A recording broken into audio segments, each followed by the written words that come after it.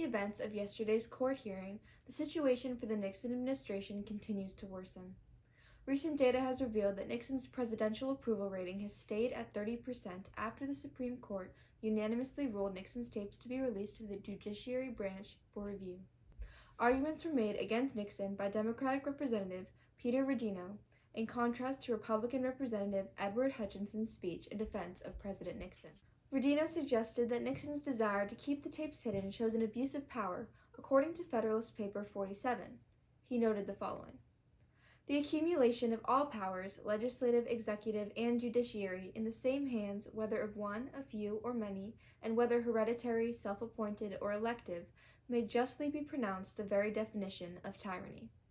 Rubino supported this claim with the following statement: "If one of the branches abuses power or doesn't counterbalance and discuss with the other two branches, it could be considered tyranny, and that's exactly what Nixon did."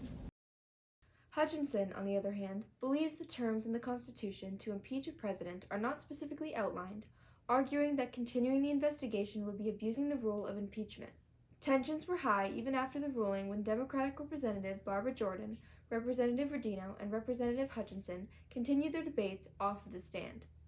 Arguments were fired back and forth against one another, with Hutchinson going as far as proposing to rewrite the Constitution. No, we shouldn't use what we're given. We should go back and specify what needs to be specified so we don't run into issues like this again. Right, but now that we're in the issue, don't you think there's a conflict of interest if we currently go in and try to change the Constitution? So this has been going on for over a year. Why don't we put another halt on it, because another year isn't going to do anything? I will agree with coming back to it, because I believe Nixon has nothing to hide. You heard it here. We should trust our president because he has nothing to hide. Hutchinson made it clear that the president has the executive privilege to not publicize the tapes. But what does the president himself have to say about this? If he doesn't want to get involved, I plead the fifth. So why should we trust Nixon? I asked Democratic representatives that very question. Take a listen. Why should we trust him? There's no reason. There's no reason to not believe him. There's no reason to believe him. And that's the fact. It's just systematic patterns of dishonesty. As I was telling the Senate, he took the oath to be faithful to the country, and I feel like this has been anything but faithful.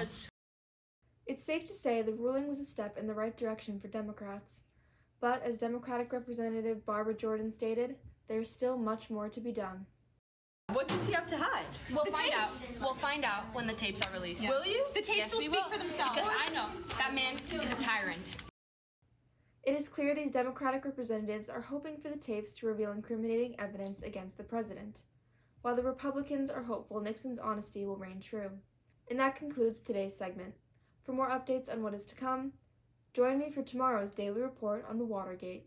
Seymour Hirsch, New York Times.